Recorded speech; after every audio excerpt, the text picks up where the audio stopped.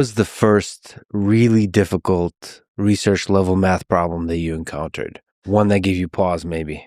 Well, I mean, in your undergraduate education, you learn about the really hard, impossible problems, like the Riemann hypothesis, the twin primes conjecture. You can make problems arbitrarily difficult. That's not really a problem. In fact, there's even problems that we know to be unsolvable. What's really interesting are the problems just on the boundary between what we can do relatively easily and what are hopeless. But what are problems where, like, existing techniques can do like 90% of the job, and then you just need that remaining 10%. I think as a PhD student, the Kakea problem certainly caught my eye, and it just got solved, actually. It's a problem I've worked on a lot in my early research.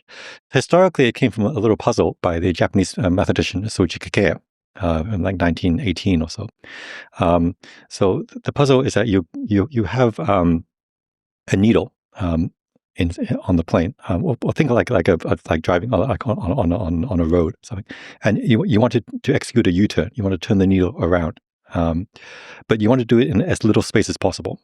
So you want to use as little area in order to turn it around. So, but the needle is infinitely maneuverable. So you can imagine just spinning it around its a unit needle. You can spin it around its center. Spinning it around its as a unit needle. You can spin it around its center, and I think that gives you a disk of area. I think pi over 4. Or you can do a 3-point U-turn, which is what we teach people in their driving schools to do. And that actually takes area pi over 8. So it's a little bit more efficient than a rotation. And so for a while, people thought that was the most efficient way to turn things around. But Bezukovich showed that, in fact, you could actually turn the needle around using as little area as you wanted. So 0.001, there was some really fancy back and forth U-turn thing that you could do. So one of my earliest memories is when I was, I think, 2 years old, and my grandma was cleaning the windows at our home, and I was insisting that she put numbers on she put the detergent on the windows in the form of numbers. So I always liked numbers and patterns and logic, and so things are very black and white, where there's one right answer and everything else is wrong. I didn't like sort of subjective shades of gray type questions. I would work on math workbooks for fun. If my parents wanted to shut me up, you'd just give me a workbook, and I would just do sums and so forth. So I always liked math competitions. Doing that was very different from doing research mathematics. The type of problems that you're given in a problem book and so forth, these are so very canned problems, things that you can do in 5 minutes or 10 minutes. And they don't prepare you completely for a research problem where you have to spend 6 months, you have to read the literature, talk to people, try something, doesn't work, modify it, try it again. And it's a very different experience doing research, but I like it a lot better actually than all the puzzles I used to do as a kid. I don't do these things very much anymore. My mother was a high school math teacher when she was younger, so she did help me a little bit, when I was a kid, just talking numbers with me. And then I had a lot of very good mentors. When I was like 10 or 11, there was a retired maths professor in Adelaide, which I would go visit on the weekends. We'd have tea and cookies, and he would just discuss some recreational maths problem and so forth. And it was just a lot of fun. He would tell me stories about how he used maths during World War II and so forth, to do ballistics and so forth. It was kind of fun to actually see maths actually being used for something. He had a PhD in maths from Princeton at 20 and was appointed Professor of Mathematics at UCLA at 24. I enjoyed it. I mean, when I was a kid, I mostly enjoyed doing maths and geeky things and so forth. And being accelerated and going to uni that early, I was around people who were older than me but had similar backgrounds, so we were at sort of the same level mathematically. So these people were 5 years older maybe, but we're both struggling with the same homework assignments. We both like to talk about various math concepts and so forth. So I felt at home. So I did miss out on maybe sort of the regular high school experience. So I didn't go to many high school social events and so forth. I did a lot of that actually once I was in grad school in Princeton. So then I hung around people my own age, and then I partied and so forth. So I sort of had a slightly reorganized childhood, but it worked out well for me. But when I was 2, they found me trying to teach some older kids, like 4 or 5 years old, how to count, using these wooden number blocks, which I had apparently learned from watching Sesame Street.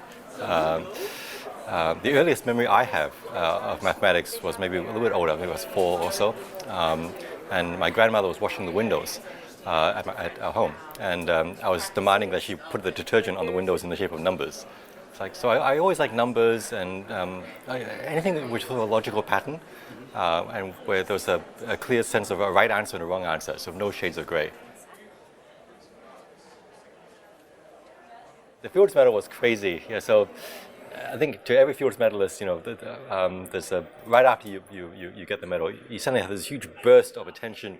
You get invited to like embassies, and you sit next to to movie stars and so forth, and you have to start wearing suits and tuxedos for these things. And so there's this crazy month, where I was invited to all these things I'd never go to, and then it was a shock. And then you say, oh, I can get used to this.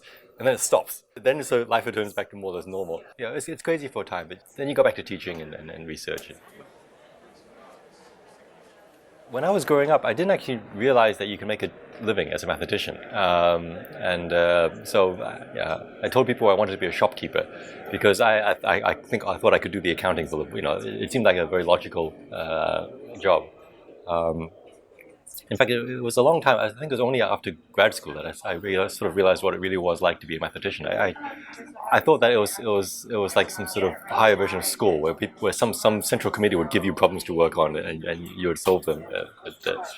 The idea that you would direct your own research, that was really a revelation to me. Okay, there's a bunch of things. What I work on personally, the two problems that interest me the most right now, one is the Navier-Stokes regularity problem. There's been a lot of progress in understanding what can and can't be done with the Navier-Stokes equations. The other thing I'm working on is studying the structure of the primes and functions related to the primes, like the Mobius function. Paper and pencil, a thing in the past? Oh, not at all. So there's a place for using computers, but I think you have to first work out a strategy. What is worth computing, okay? And then well, for me at least, still I'm not as fast as programming. It's faster for me to actually work things out on paper and more insightful for me than to actually go to the computer. I'm very lucky to have co-authors who can do these computations. For me, and then they can really back up sort of the theoretical computations and have nice pictures and so forth. Some mathematicians really do use computers much more heavily than I do. They really use them as an experimental device to make conjectures and discover patterns, and that's great. And I think more and more that's going to happen. Well, it worked out well for me. I think like all the teachers, they looked out for me, and my schoolmates. It was so. I took many classes where other kids were maybe 4 or 5 years older than me, and maybe for the first week or so it was strange. But after a while, I think you get accustomed to it. I had the same difficulty with the class that my classmates had. So we would still be talking about how to solve the homework questions and joking about the teacher and so on. But there were lots of little things.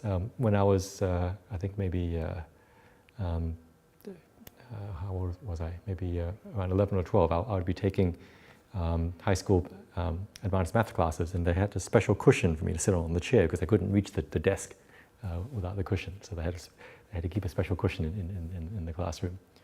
But other than that, it felt normal to me.